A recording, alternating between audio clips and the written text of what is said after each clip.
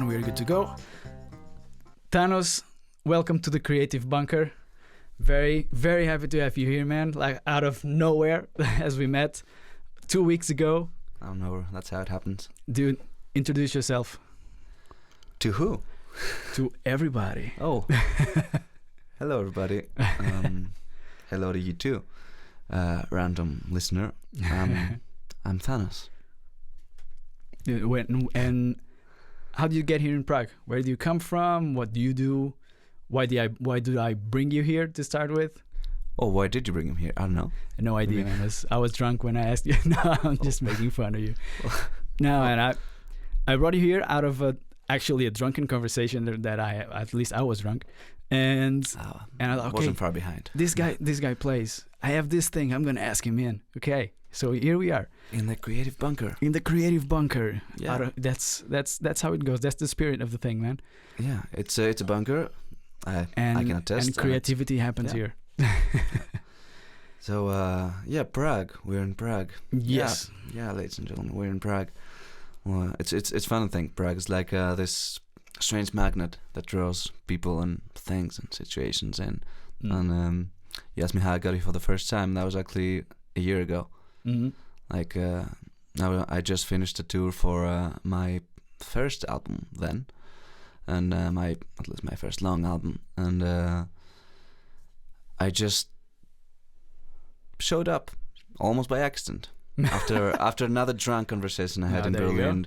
Yeah, there was an Irish dude in Berlin that he talked to me about Prague, and my situation was dire. I was looking for things. I was looking for freedom. I was looking for answers to questions long made, and so I ended up here in Prague for the first time, for 3 days initially, but 3 days became 7 days, and then 7 days became 2 weeks, and then I ended up staying here for pretty much a month, and I was just writing so much when I came here. You know, I was preparing my new album that I didn't know what it was about, and then all of a sudden I came here and I knew what it was about. Mm-hmm. It was about traveling, freedom. It was about exploration, and that album you're mentioning is this bad boy here.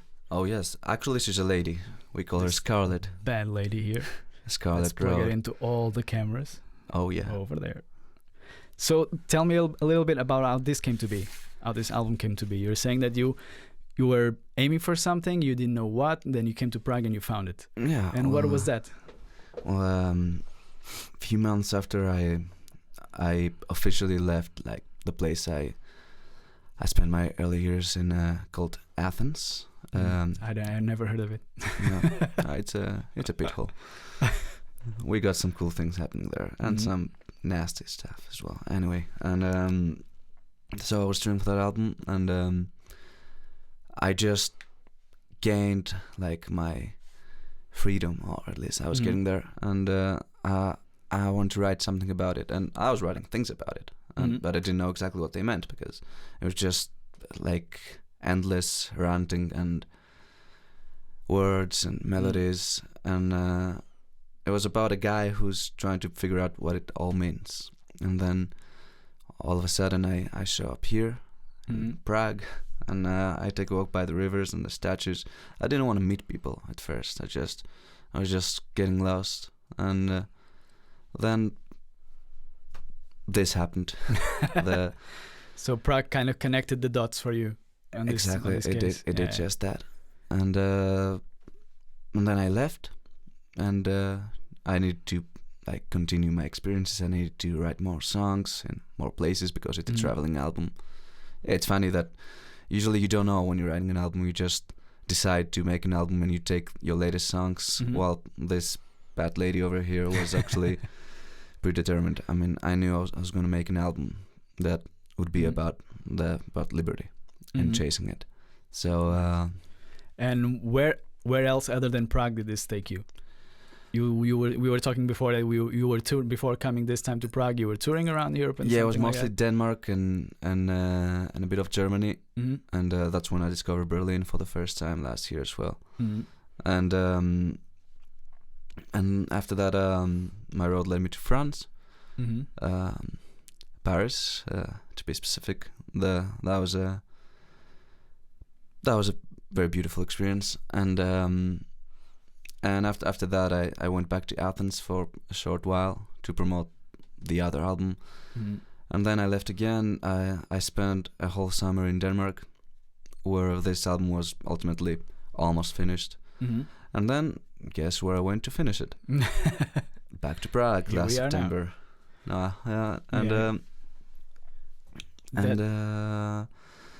After it was finished, it was released in Athens, and where would I go afterwards? I came back here before I start the tour for this album, and it was actually surprising promoted in Poland. I didn't see that coming. There's an amazing agent in Poland called Borowka, and he believed in this album, so he helped me like make it part of the tour. That's cool. So you were talking about agent. Do you have a dedicated agent for you, or do you were working with several agents in different countries? Yes, I was working with independent bookers in each country, and yeah, because I was gonna ask that, like, how do you get the gigs in all those places that you were mentioning? You go to Paris, you go to Berlin, you go to Poland, as you were saying now, here to Prague. Actually, fun fact: I've never played in Paris. That was a different reason I went there. But yeah, the thing is that it's all like independent 100%. I mean, my producer is independent. He's based in Athens. He's responsible for all those fine works, and yeah, it's all a huge indie fest. Like we do everything ourselves, and we could tell that there are some good bookers around Europe and around the world, and you can work with them sometimes. Obviously, I would like to have like a dedicated manager, hopefully sometime soon. Yeah, but that person should be indie as well, because I feel like if you are indie like that, as you're mentioning, you kind of have more open doors if you work with different ones, with different booking agents or something like that. But it also gets confusing sometimes, because it's not easy to, there needs to be some consistency when it comes to like the whole promotion and image and things like that. And the booking agents also take care of the promotion in the country, for example. Usually, yeah. That's the best way they can do it. And you have you feed them some guidelines on how they should promote your thing, or they have their own ideas, they have their own way of doing it? Well, the brand is already like pretty well shaped. I mean, the videos and the covers, the photographs. So it's like it instructs itself. So they ultimately they know what to do. Yeah, they need to find the right context for what you're showing them. Yeah, and that's cool. And target the right audience. Yeah. Which is important today, because everybody is targeted so much by so many different things. There's so much stimulus that you don't know where to turn. Oh yes, especially as a listener. Exactly. Because I mean, we play music. I know you play music too, but we're also listeners. I think mainly listeners. If you could just play as much as we listen, we wouldn't do any other thing. Oh well. Yeah. But I was listening to one interview the other day, and one producer, I don't remember the name, but he produced Soundgarden, he produced Red Hot Chili Peppers, and Herbie Hancock, everything to do with one another, and he was talking about the Black Hole Sun song. Is saying that nowadays every song is just trying to hook the listener. It's like, hook, pay attention to me. And that song, he was saying, is okay, man, this is the tension growing, something is gonna happen, just a little bit more tension, something is gonna happen, just a little bit more, and it goes like that from the beginning to the end, and you are hooked from the beginning to the end of the song. Sounds like my producer. And yeah, especially the lesser known tracks of all my albums, they have this like build up going on, but people, I don't know what's wrong with people nowadays. I mean, not we shouldn't talk about all the people, but there is this kind of people that they need the hooks, like fish. The industry has turned into like a fishing net. Yeah, but it's because like that, because there's so much offer that everybody has to compete within the same space. Yeah, but so that's not how it works. I mean, it should not be. This is an album.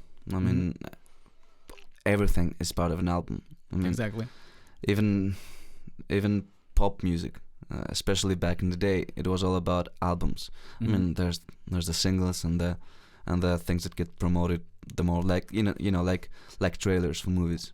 It doesn't harm to have a trailer. Yeah. I mean, there are songs that are bound to be listened a bit more because it's like they hold the very essence of the album. But and there was also one. I may be putting my foot down on this one, but I'm not sure if it was this person that said it. I think it was the lead singer of Manowar. That he came out and said, bands nowadays, to be relevant, they need to be releasing something new at least every 3 months. Because if you go in the format of like big bands used to do before, like releasing an album, touring 2 years on that album, and the next album comes out, people don't remember about the last one. And it's about this consumerism thing that you have to have new things just to keep audience hooked on what you're doing. It's weird, man, for me.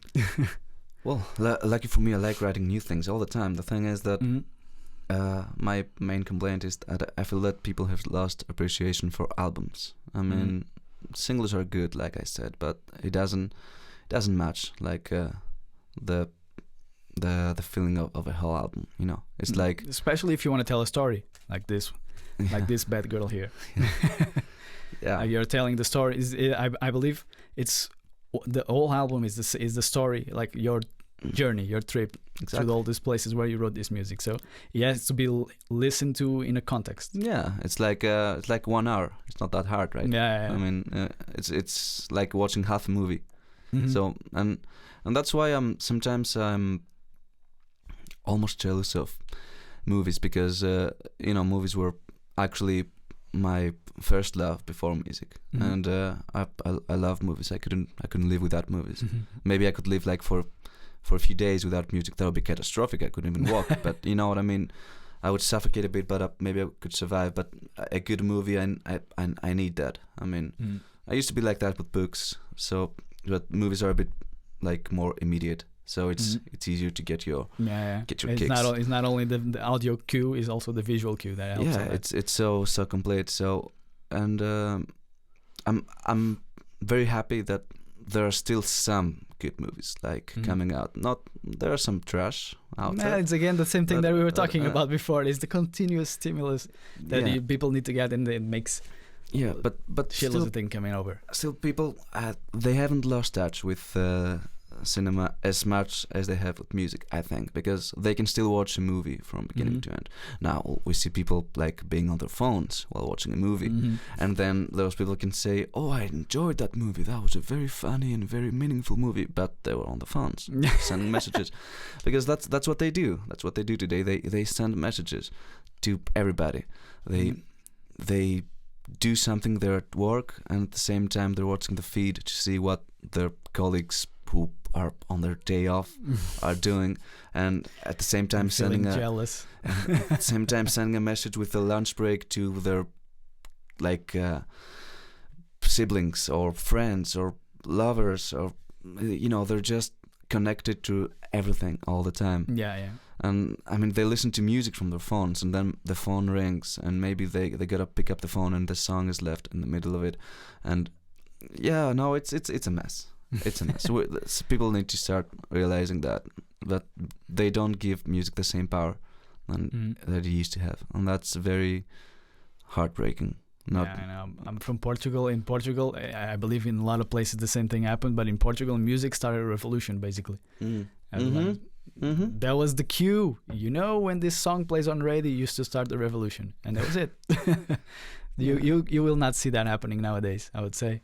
Yeah, revolution is just another story nowadays. Yeah, I mean, it's another legend, because things that once, like you said, started a revolution are now good stories.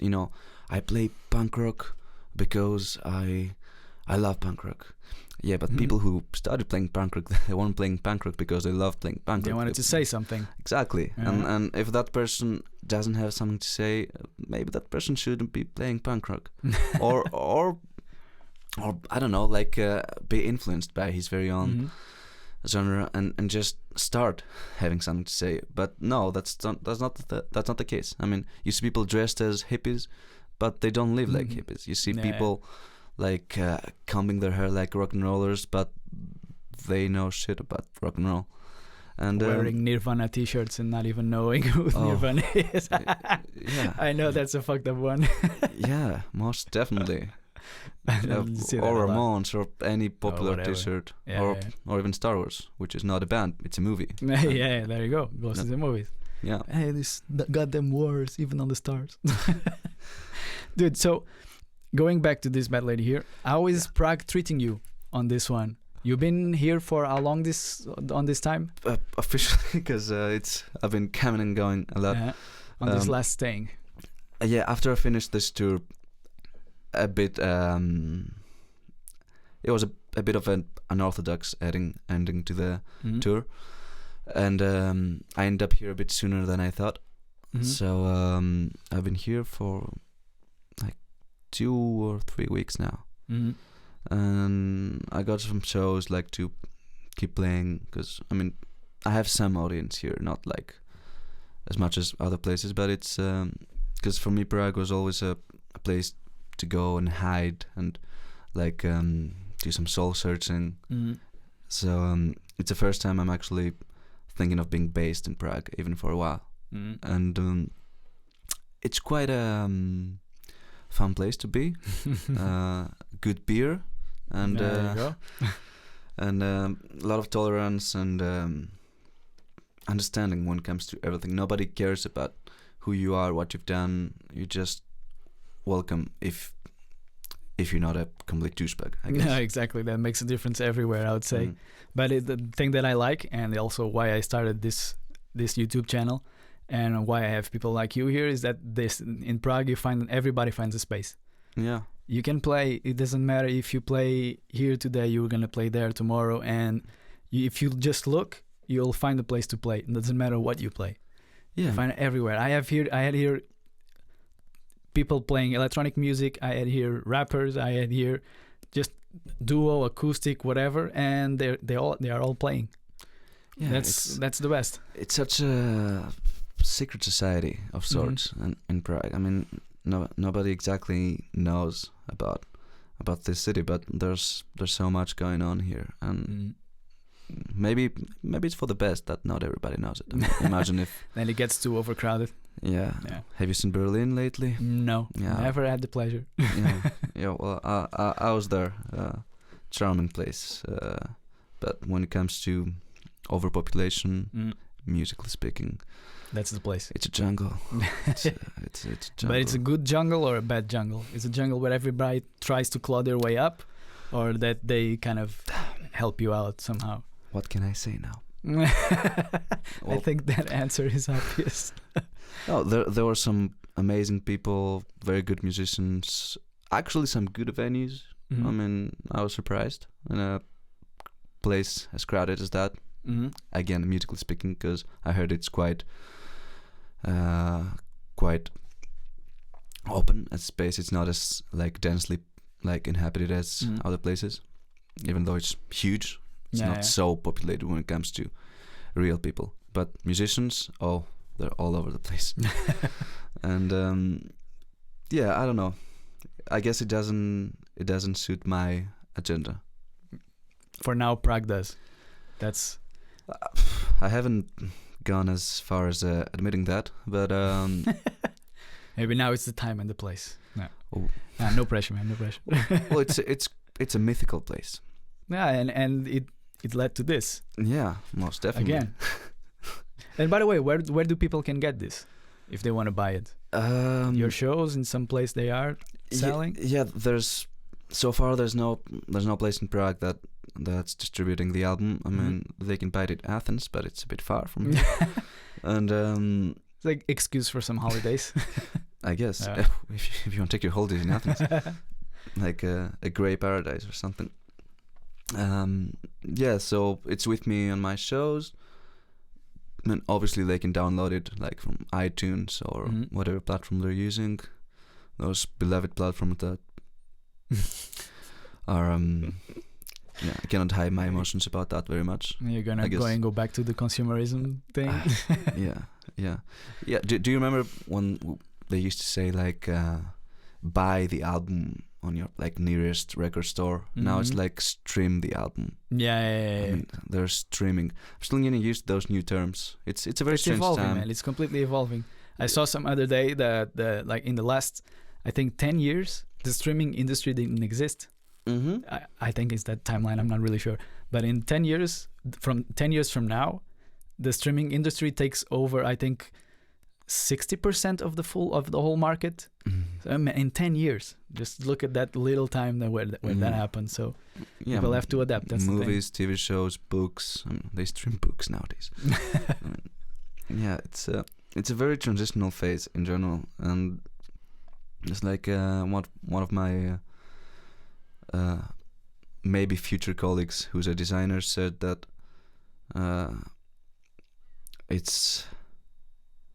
he actually said that people like me are cowboys in a spaceman time. And I guess if we're gonna adapt, actually you don't need to adapt, because if the system right now, like we clarified before, is shit. So we don't have to adapt. We need to take advantage of the system, and we need to like shape it. We need to craft it. We need to change the rules again. Yeah. We cannot go back. Sadly, as much as it pains me to admit it, we cannot go back. We cannot go back to people understanding albums like wholeheartedly and buying them, and instead of streaming them and listening to the whole album.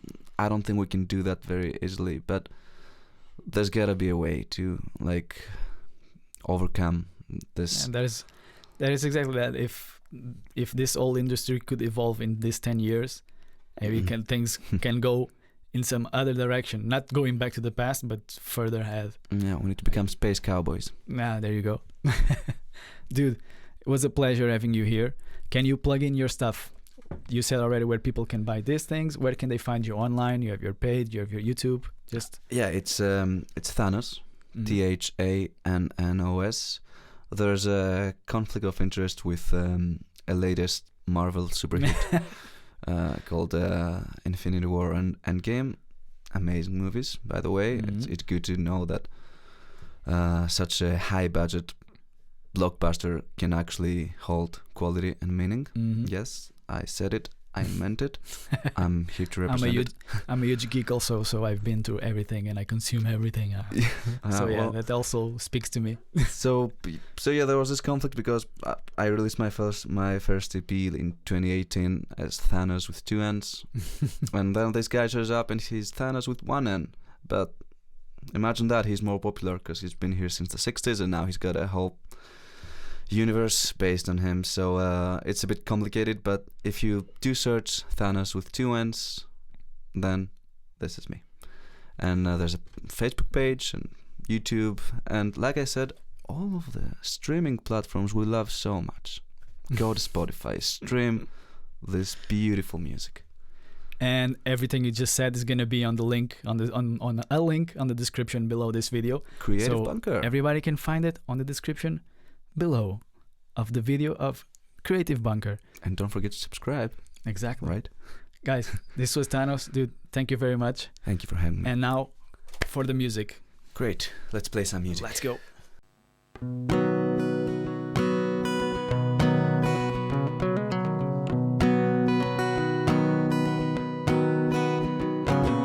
Wheels gonna roll, streams will flow, straight lines glisten.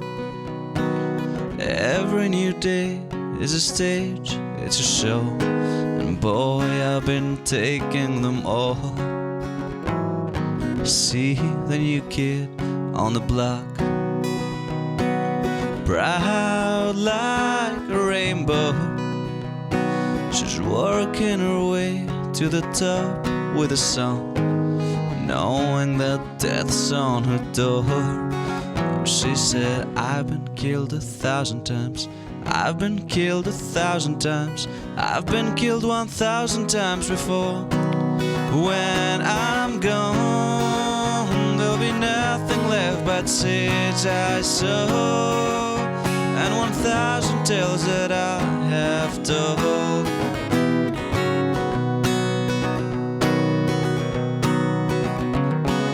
See now the leaves, how they fall. Gold like a treasure. So why do I cry when they turn out the lights? Why when the rain cracks the sky? All that you need is a head.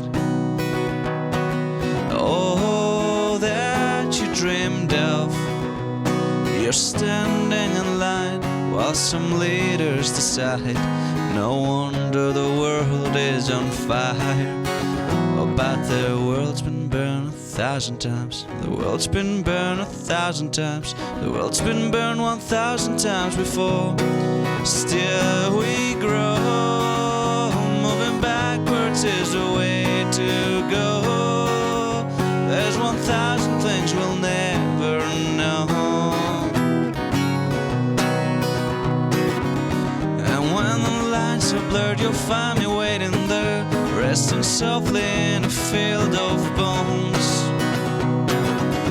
The fire that sanctified our cities we die down. I'll be wide awake and much alive. You see, I've been dead 1,000 times. I've been dead 1,000 times. I've been dead 1,000 times before. So kill me 1,000 times. Kill me 1,000 times. Kill me 'cause it's finally time to go. And I go. I'm ready, I'm prepared to show all the world how brightly I can glow. But the truth is no one wants to know. I found my true voice just too late.